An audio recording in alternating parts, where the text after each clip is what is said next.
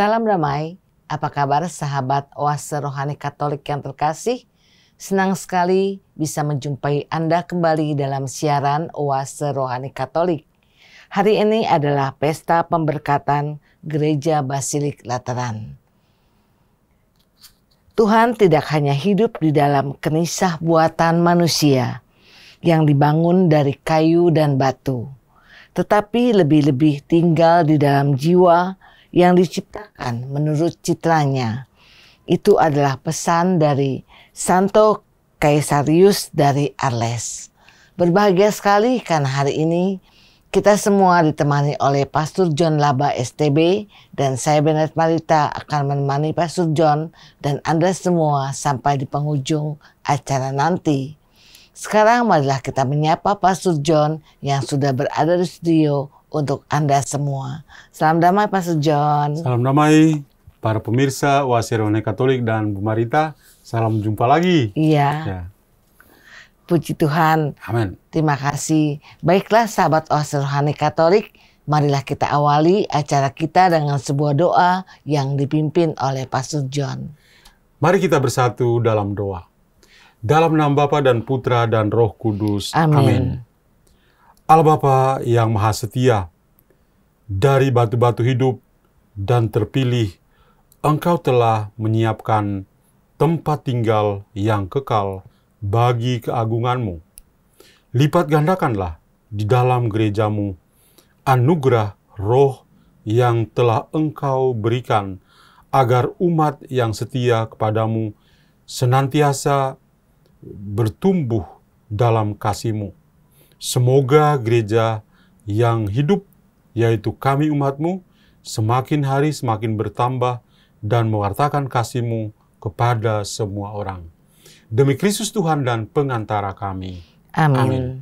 Dalam nama Bapa dan Putra dan Roh Kudus. Amin. Antifon pembuka kita untuk hari ini adalah, Aku melihat kota yang suci, Yerusalem yang baru, turun dari surga, dari Allah, berhias bagaikan pengantin perempuan yang berdandan untuk suaminya.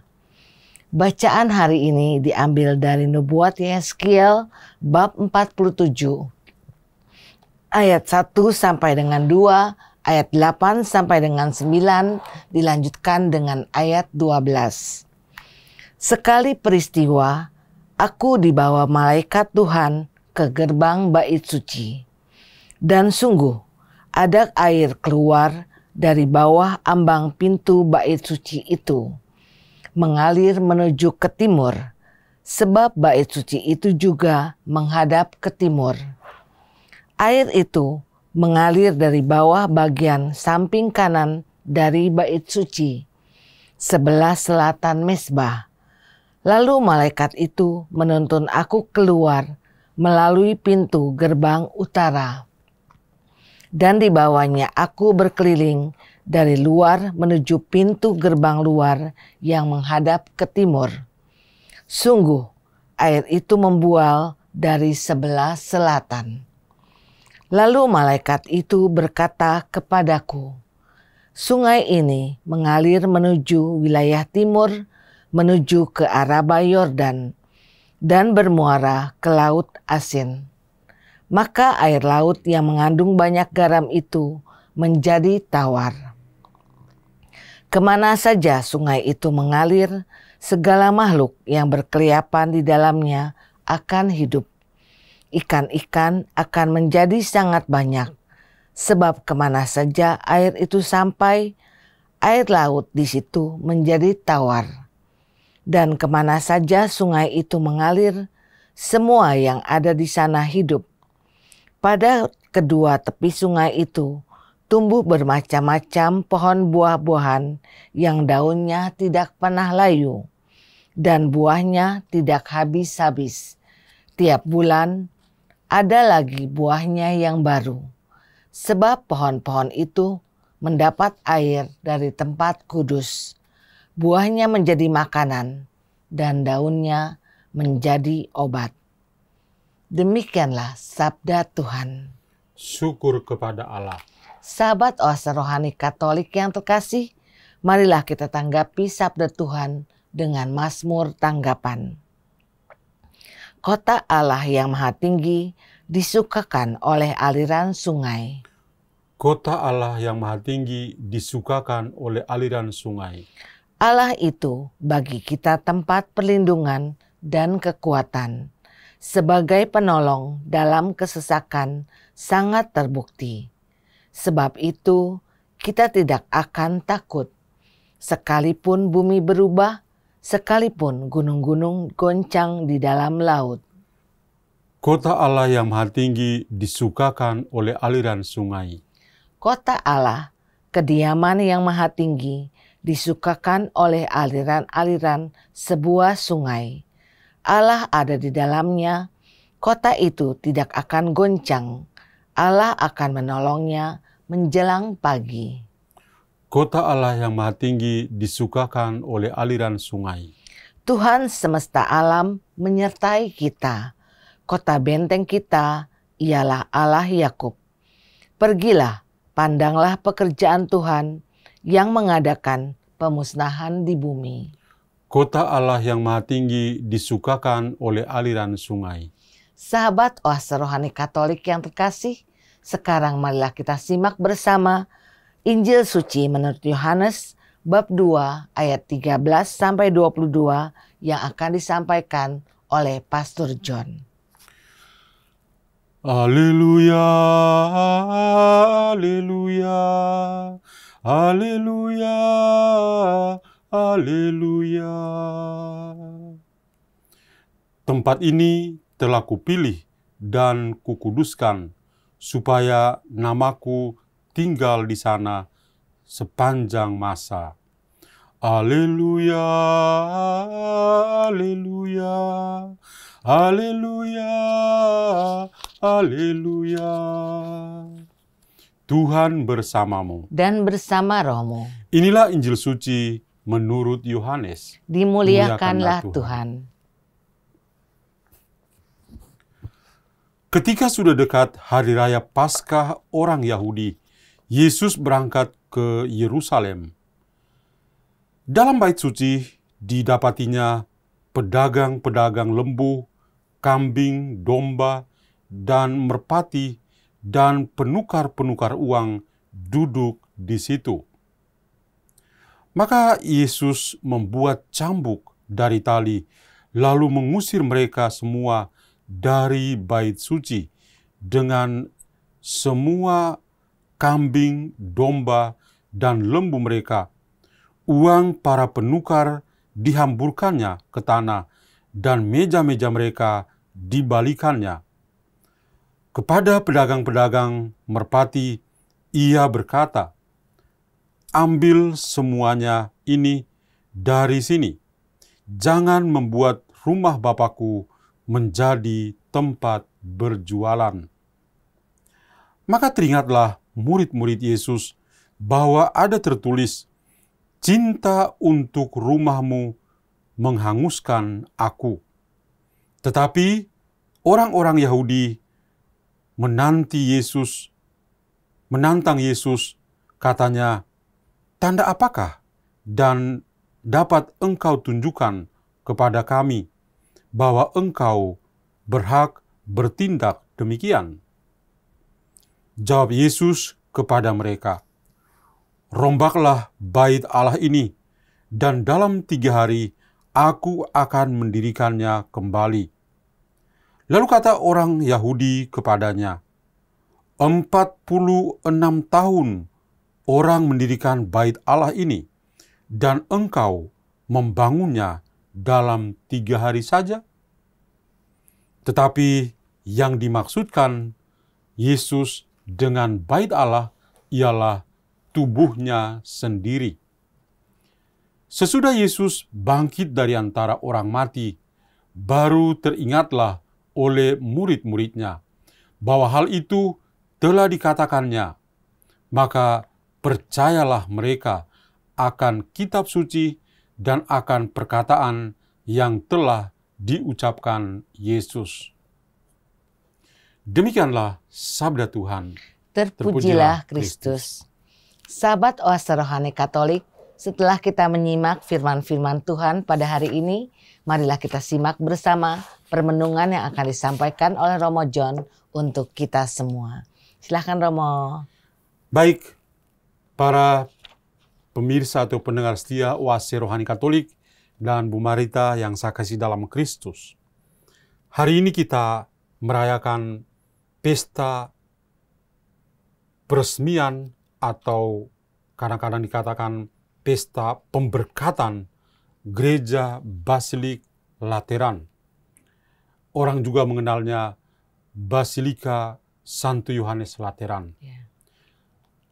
Kenapa bisa menjadi sebuah pesta? Karena memang Basilik Santo Yohanes Lateran atau Basilik Gereja Lateran ini merupakan sebuah gereja yang sangat monumental di dalam gereja Katolik. Sebagaimana kita ketahui bahwa masa pasca Kristus di dunia kemudian naik ke surga dan para rasul mulai berusaha untuk mewartakan Injil kemana-mana. Pada saat itu juga terjadilah penumpahan darah yang begitu banyak. Gereja itu betul-betul sangat sulit untuk berkembang. Karena banyak orang yang mengikuti Kristus, mereka lalu mengorbankan diri mereka, mencurahkan darah mereka sebagai martir. Tidak ada yang namanya kebebasan untuk beragama di kerajaan Romawi. Namun demikian, dalam sejarah gereja dicatat bahwa pada tahun 313 itu dikeluarkan sebuah dekrit atau orang biasa kenal Edik Milano. Karena memang ditulis di Milan, di mana dari Edik Milano ini disebarkan kemana-mana suatu warta sukacita bahwa agama Kristen itu bisa berkembang di kerajaan Romawi. Ada toleransi atau ada kebebasan beragama. Karena itu, pemimpin Romawi yang sangat terkenal, yaitu Kaisar Konstantinus yang pertama, atau Konstantinus Agung, yang ibunya adalah Santa Helena, itu mencoba untuk mengembangkan gereja ini. Bagaimana caranya? Caranya adalah dengan membangun gereja-gereja yang sampai saat ini kita masih mengenal dan mengingatnya. Misalnya, kalau di Roma, kita tentu mengenal gereja Santo Petrus di Vatikan. Tapi gereja yang hari ini kita peringati itu menjadi induk dari semua gereja, yaitu Gereja Basilik Lateran yang dipersembahkan kepada Santo Yohanes Pembaptis. Maka kita kenal Gereja Santo Yohanes Lateran. Sampai sekarang gereja meskipun sudah pernah dipugar, tapi tetap menjadi sebuah gereja yang punya makna tersendiri untuk seluruh gereja kita. Dan bahkan menjadi satu pintu suci, Holy Door, yang akan dikunjungi oleh para pesiara pada tahun ini ya, dan tahun depan. Di samping itu, Konstantinus juga mendirikan gereja-gereja yang terkenal di Tanah Suci. Ada Basilika atau gereja kelahiran Yesus di Bethlehem, ada gereja makam suci di Yerusalem. Itu adalah peninggalan-peninggalan dari Kaisar Konstantinus Agung. Dia tidak menjadi santu seperti yang kita kenal ya, tapi dia punya animo yang besar untuk perkembangan gereja pada masa setelah dekrit Milano itu. Nah, setelah gereja ini mulai berkembang, lalu bagi kita, kenapa hari ini kita merayakan pemberkatan Basilik Lateran ini? Karena tadi alasan pertama adalah bahwa gereja ini adalah induk dari semua gereja. Lalu yang kedua adalah gereja ini menjadi tempat untuk mempersatukan semua orang. Kita harus ingat bahwa setelah semua orang menumpahkan darah sebagai martir, dengan mendirikan gereja seperti ini, semua orang ketika datang ke Basilik Lateran, mereka betul-betul merasakan persekutuan dengan Tuhan sendiri. Nah, dari sejarah gereja yang kita peroleh dan menjadi alasan hari ini kita merayakan pesta pemberkatan gereja Basilik Lateran ini. Lalu bacaan-bacaan kitab suci yang tadi kita dengar juga sangat menginspirasi kita. Sangat membantu kita untuk melihat bahwa basilik atau rumah ibadat itu adalah tempat untuk mempersatukan setiap umat Allah. Kenapa? Karena dari dalam bait suci itulah, atau dari dalam gereja itulah, rahmat Tuhan itu bisa menyebar kemana-mana. Apa yang tadi kita dengar dari bacaan pertama, dari nubuat Yehezkiel, itu sangat menarik. Yehezkiel itu bercerita dia diantar oleh malaikat. Kemudian di bawah pintu itu mulai keluar, pintu bait Allah, keluar air. Dan malaikat itu membimbing dia untuk mengelilingi bait suci itu. Dan air yang tadinya sedikit, perlahan-lahan menjadi banyak, dan akhirnya bisa mengalir, melewati tempat-tempat, sampai bermuara di Laut Asin, atau yang kita kenal dengan Laut Mati. Sangat menarik karena ketika air itu melewati tempat-tempat yang dia lewati, ada kehidupan.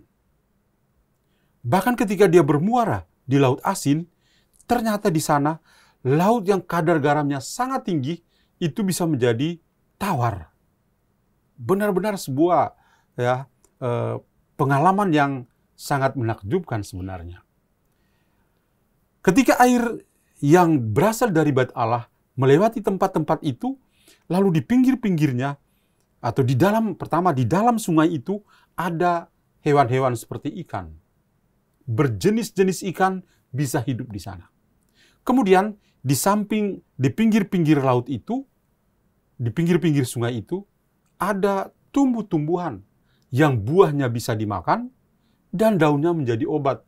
Dan daunnya ternyata sepanjang tahun itu selalu hijau, bisa hidup. Nah, ini menunjukkan apa? Menunjukkan bahwa dari rumah Tuhan itu mengalirlah setiap rahmat Tuhan. Rahmat Tuhan kepada siapapun. Yang berdosa sekalipun, ketika dia bisa membuka dirinya, dia bisa memperoleh rahmat Tuhan.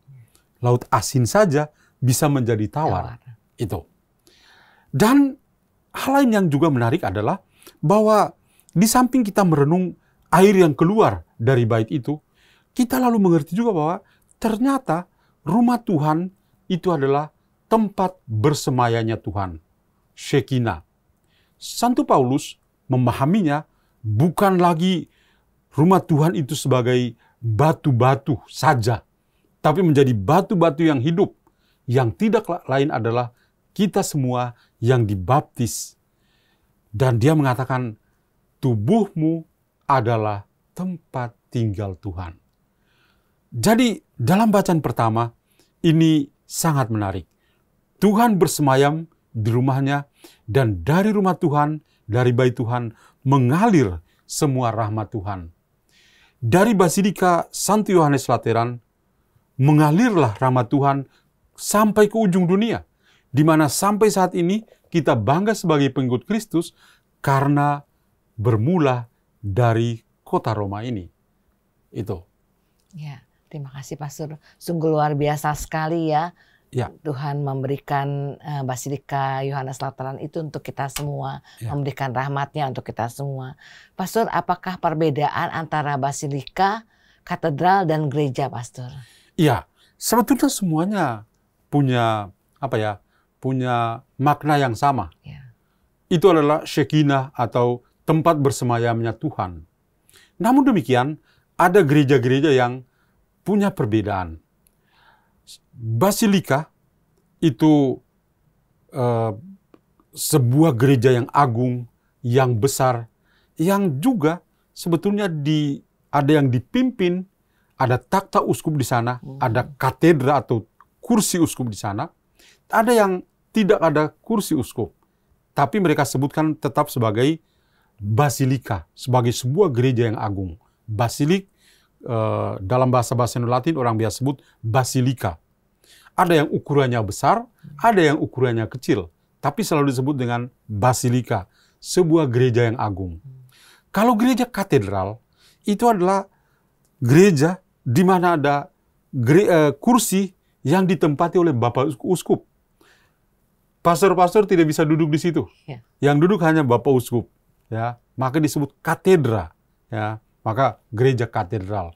Kursi uskup ada, itu disebut gereja katedral.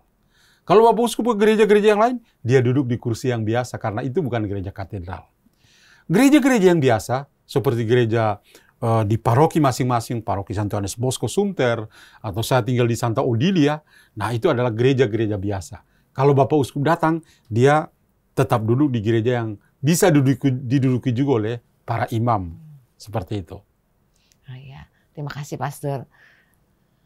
Sungguh luar biasa sekali Tuhan menciptakan berbagai macam itu untuk kesatuannya, untuk kita semuanya. Ya, aspek persekutuan atau unitas itu memang sangat penting. Saya teringat pada kitab Perjanjian Lama, kalau kita membaca kitab Esra dan Nehemia, ketika bangsa Israel kembali dari Babilonia, tujuan pertama yang mereka harus lakukan adalah membangun bait Allah. Dan ketika bait Allah itu sudah terbangun, semua orang menurut kitab Esra Nehemia, semua orang itu bisa berkumpul bersama, mendengarkan sabda Tuhan, dan mereka sambil menangis karena terharu, karena merasa betul-betul dipersatukan dari pembuangan dan menjadi satu. Nah, seharusnya tempat-tempat ibadah kita tidak hanya sebuah basilika atau sebuah katedral atau sebuah gereja atau kapel sekalipun, itu tetaplah menjadi rumah Tuhan yang mempersatukan setiap orang. Why?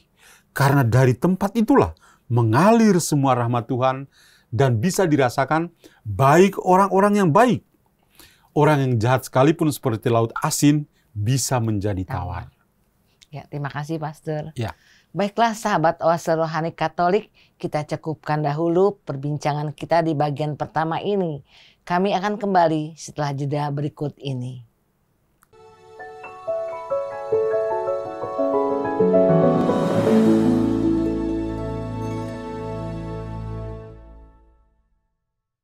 Sahabat Oase Rohani Katolik, kembali Anda menyimak siaran Oase Rohani Katolik hari ini. Hari ini adalah pesta pemberkatan Gereja Basilik Lateran. Dan masih bersama kita Pastor John Labatolok SDB. Saya Bernadette Marita akan menemani Pastor John dan Anda semua sampai di penghujung acara nanti. Bagi Anda yang mau bertanya, mengirimkan usul atau saran, dapat Anda kirimkan ke alamat email kami orkkaj2021@gmail.com. Atau Anda dapat kirim WA ke nomor 0881 0251 33438. Baiklah sahabat Oase Rohani Katolik, kita kembali ke Pastor John untuk menyimak permenungan di bagian kedua ini. Silakan Pastor. Para pendengar setia Oase Rohani Katolik dan juga Bu Marita yang saya kasihi. Tadi saya mengatakan bahwa kita tidak bisa mengerti gereja atau basilik itu sebagai sebuah bangunan saja. Tetapi kita harus memahami juga sebagai sebuah batu hidup. Sebagaimana tadi saya ucapkan dalam doa pembuka. Kenapa? Karena kalau tadi dalam bacaan pertama, air sungai itu mengalir dan ada kehidupan. Betapa rahmat Tuhan mengalir dan memberi kehidupan. Dan Santo Paulus itu memahaminya bukan lagi sebagai batu saja, tetapi gereja atau rumah Tuhan adalah manusia-manusia yang hidup. Setiap orang yang dibaptis itu menjadi gereja yang hidup. Maka kalau kita lihat gereja yang hidup pasti punya hubungan dengan Kristus sendiri. Santo Paulus misalnya mengatakan kepada para suami dan istri, ya, hai istri, taatilah suamimu. Hai para suami, kasihilah istrimu. Dan 1 Paulus mengatakan, ini melambangkan hubungan Kristus dengan gerejanya. Hubungan kasih. Lalu, pemahaman seperti ini membuat kita bisa memahami apa yang dikatakan oleh Yohanes dalam Injil ketika dia bercerita tentang Tuhan Yesus yang melakukan perjalanan dari Nazaret ke Yerusalem, kali ini bersama murid-muridnya, setiap tahun berziarah ke Yerusalem, ya pas menjelang Hari Raya Paskah orang-orang Yahudi. Dan ini menjadi suatu kebiasaan yang baik, habitus yang baik yang dialami oleh Tuhan Yesus sendiri. Jadi sejak di rumahnya sendiri bersama Maria dan Yusuf, tapi setelah itu dia juga bersama para muridnya senantiasa pergi ke Yerusalem selama 3 tahun itu. Dan yang menarik ini adalah kali ini ketika dia tiba di Yerusalem dan masuk ke dalam bait Allah, sangat mengherankan. Yang ada dalam pengalaman Yesus sebelumnya adalah bahwa rumah Tuhan betul-betul menjadi tempat untuk berjumpa dengan Bapa di surga. Tetapi ternyata ketika dia masuk rumah Tuhan, yang dia temukan adalah para pedagang. Ada pedagang sapi, lembu, kambing, domba, merpati, bahkan bait suci itu dijadikan sebagai money changer, tempat menukar uang. Dan apa reaksi dari Yesus? Yesus berusaha untuk membersihkan bait Allah itu supaya sungguh-sungguh menjadi tempat bersekutu dengan Bapa di surga. Dia bersikap sangat keras kepada orang-orang di dalam bait suci. Dia usir mereka semua. Meja-meja penukar uang, dia balikan semua. Dan dia mengatakan kepada para pedagang merpati, cinta akan rumahku menghanguskan aku. Jadi, betul-betul dia kesal dengan orang-orang yang sebetulnya mereka tahu rumah Tuhan itu harus menjadi tempat yang suci. Tapi, ternyata dalam praktik sangat berbeda. Maka dari itu, ya Tuhan betul-betul mau untuk menguduskannya. Tapi apa reaksi dari kebanyakan orang waktu itu? Orang hanya memahami bait suci sebagai bait suci. Batu ya batu, titik. Tapi sikap Yesus yang dia mau ajarkan kepada mereka adalah, kalau Anda menghargai tempat ini sebagai tempat kudus, maka Anda juga akan menghargai saya sebagai anak dari Bapa yang melakukan tanda-tanda, mujizat-mujizat yang mereka alami, itu mereka sudah tahu. Mestinya mereka paham bahwa kehadiran Yesus itu betul-betul menjadikan tempat itu menjadi kudus. Dan Yesus sendiri adalah bait Allah yang hidup. Orang-orang waktu itu meminta tanda. Buktiin dong. Kok kamu menunjukkan otoritas seperti itu? Bisa berlaku keras kepada para pedagang? Padahal mereka kan cari duit. Seperti itu ya. Yeah. Dan Yesus lalu mengatakan, hancurkanlah bait Allah ini. Saya akan bangunnya dalam waktu 3 hari. Orang-orang geleng-geleng kepala dan mengatakan, apa? Bukankah bait Allah ini dibangun selama 46 tahun? Anda hanya bisa membangunnya 3 hari. Kalau orang-orang sekarang akan mengatakan bullshit. Yeah.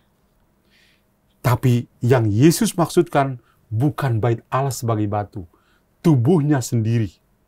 Dia akan wafat, bangkit pada hari ketiga, dan menyelamatkan semua orang. Maka murid-muridnya juga baru sadar ketika Yesus bangkit. Maka kita bisa memahami apa yang dikatakan oleh Yesus dalam Injil Yohanes ini. Bahwa bait Allah itu adalah tempat untuk mempersatukan semua orang. Dan bait Allah sebenarnya adalah tubuh Kristus sendiri. Yesus sendiri yang mempersatukan semua orang. Dia yang datang untuk menyelamatkan semua orang. Dia yang berkeliling dan berbuat baik untuk semua orang. Dan itulah yang dilakukan oleh Yesus. Maka tubuh Kristus adalah bait Allah yang hidup. Bagaimana dengan kita? Santo Paulus mengatakan, ingat, tubuhmu adalah tempat tinggal Allah. Dan kita pahami bahwa tubuh kita adalah tubuh mistik Kristus. Maka, apa yang harus kita lakukan? Yang harus kita lakukan adalah kita benar-benar menguduskan rumah Tuhan sebagai tempat Tuhan bersemayam, dan kita menghargai tubuh kita dan tubuh sesama sebagai tempat bersemayamnya Tuhan. Bukan lagi di batu-batu, tapi di batu-batu yang hidup, yaitu orang-orang yang dibaptis, yang sungguh percaya pada Tuhan. Itu. Ya. Terima kasih, Pastor. Pastor, bagaimanakah pandangan Katolik terhadap orang yang menjalani pelayanan tapi mencari kesempatan untuk mendapatkan materi, dalam hal ini uang, gitu, Pastor? Iya, memang Tuhan Yesus dalam Injil juga mengatakan seorang pekerja patut mendapat upahnya. Itu kita setuju. Tetapi kalau kita coba lihat dalam hubungan dengan perayaan ini ya, dan rumah Tuhan sebagai tempat kita beribadah. Kita ingat bahwa ketika membangun sebuah gereja, semua orang berkorban. Siapapun pasti punya andil yang besar untuk membangun sebuah gereja. Dan itu kita semua punya pengalaman. Ketika gereja sebagai sebuah bangunan itu sudah ada, semua orang merasa bahagia ketika datang dan beribadah bersama. Maka setiap orang itu dituntut untuk menunjukkan tugas dan tanggung jawab dan juga pelayanannya untuk bisa menjadikan rumah Tuhan itu sebagai tempat persekutuan di antara semua umat.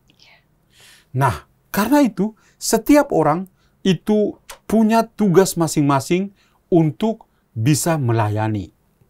Nah, karena itu poin atau hal yang paling pertama adalah aspek pelayanan ini. Memang Tuhan mengatakan seorang pekerja patut mendapat upahnya, tapi ketika kita melayani Tuhan untuk kebaikan sesama, kita harus melakukannya. Kita tidak bisa melakukannya karena alasan duit. Kalau tidak ada honor, saya tidak akan kerja. Tidak. Gereja bukan tempat kita mencari uang di dalam gereja. Atau kadang-kadang di gereja-gereja yang menjadi challenge yang besar adalah para floris. Ya, saya bukan mengkritik para floris ya. Tapi kadang-kadang ada umat yang mengeluh, kok para floris ini seperti berbisnis di dalam gereja. Ini yang menjadi challenge tersendiri.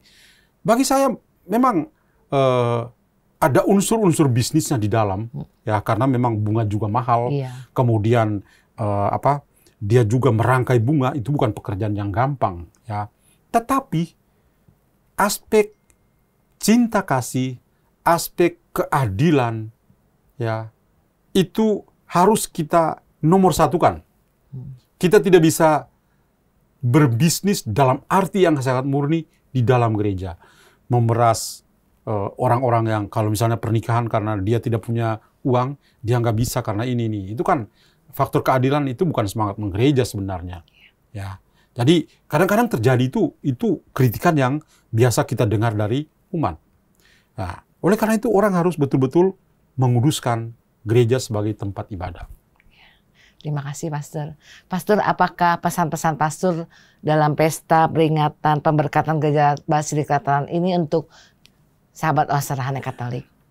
Baik, terima kasih Bu Marita. Para pemirsa Oase Rohani Katolik yang terkasih dalam Kristus, ada sekurang-kurangnya 3 pesan yang ingin saya sampaikan dalam pesta pemberkatan Gereja Basilik Santo Yohanes Lateran ini. Yang pertama adalah bahwa gereja bukan hanya sebuah bangunan yang tersusun dari batu-batu, tetapi lebih dari itu adalah tempat bersemayanya Tuhan, Shekinah yang tadi saya ucapkan.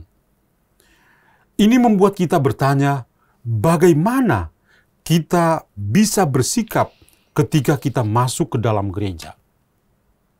Apakah kita bersikap hormat di dalam gereja, dalam cara kita berpakaian? Ketika kita masuk dalam gereja, apakah kita tetap ngobrol sana-sini dan bermain HP, gadget di dalam gereja pada saat sedang berlangsungnya Ekaristi Kudus?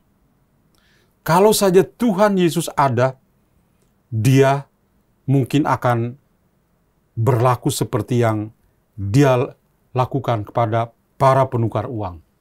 Meja Dia balikan. Kemudian Dia akan membuat tali dan mengusir orang-orang dari dalam itu. Karena tidak menguduskan bait suci. Kita tertantang untuk bisa masuk ke gereja dan menyucikan rumah Tuhan. Karena tempat kita berdoa, tempat kita berjumpa dengan Tuhan. Yang kedua adalah, gereja harus menjadi tempat kita bersekutu, bukan sebagai tempat kita saling membeda-bedakan satu sama lain. Di dalam gereja tidak ada perbedaan antara laki-laki dan perempuan, kaya dan miskin. Adalah tempat di mana semua orang dari segala lapisan itu datang dan merasakan persekutuannya dengan Tuhan. Karena itu menurut saya, kita berusaha untuk menghilangkan kelemahan-kelemahan kita. Kadang-kadang orang itu seperti sudah membeli kapling di dalam gereja. Bangku ini tidak bisa diduduki oleh orang lain, karena orang itu sudah mendudukinya. Mungkin kita keliru.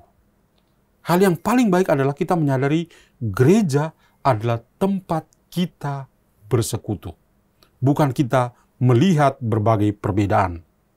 Yang ketiga, kita menghargai tubuh kita sendiri dan tubuh dari sesama sebagai tempat tinggal dari Tuhan. Santo Paulus mengatakan, ingatlah tubuhmu adalah bait Roh Kudus.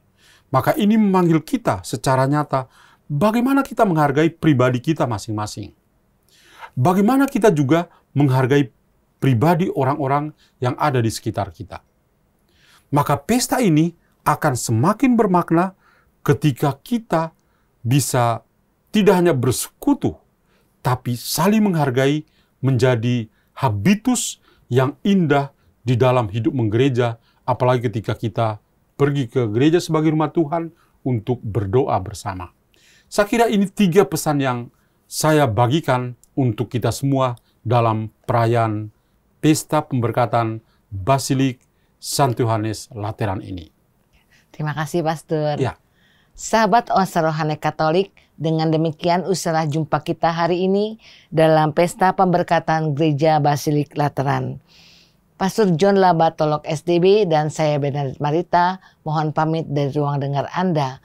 Kami mengucapkan salam damai, tetap semangat dan tersenyum. Ya. Marilah kita tutup jumpa kita dengan sebuah doa dan berkat Tuhan melalui Pastor John. Mari kita bersatu dalam doa. Dalam nama Bapa dan Putra dan Roh Kudus. Amin. Allah Bapa dalam surga, kami merasa sangat dikuatkan melalui pesta dan perayaan juga sabda Tuhan pada hari ini. Kami menyadari Engkau mempersatukan kami ketika kami berkumpul bersama dan kami merasakan kehadiran-Mu di dalam gereja kami. Bantulah kami ya Tuhan, semoga kami semakin bertumbuh dalam iman, semakin memiliki tanggung jawab untuk memelihara gereja, pertama dari diri kami sendiri dan juga sesama di sekitar kami, dan gereja sebagai bangunan tempat kami berkumpul untuk beribadah bersama. Semoga kami semakin menjadi gereja yang hidup dan ikut serta mewartakan kerajaan-Mu dan Injil Putra-Mu di atas dunia ini. Bunda Maria yang selalu menolong, semoga Engkau senantiasa mendoakan kami, anak-anak-Mu, untuk menjadi bunda gereja yang baik, dan kami menjadi anak-anak-Mu yang setia kepada Yesus Putra-Mu. Demi Kristus Tuhan dan pengantara kami. Amin. Tuhan bersamamu. Dan bersama rohmu. Semoga Allah yang Maha Kuasa memberkati saudara sekalian, Bapa dan Putra dan Roh Kudus. Amin. Terima kasih, Pastor. Sama-sama. Baiklah sahabat Oase Rohani Katolik, sampai jumpa lagi di siaran Oase Rohani Katolik berikutnya. Tuhan memberkati.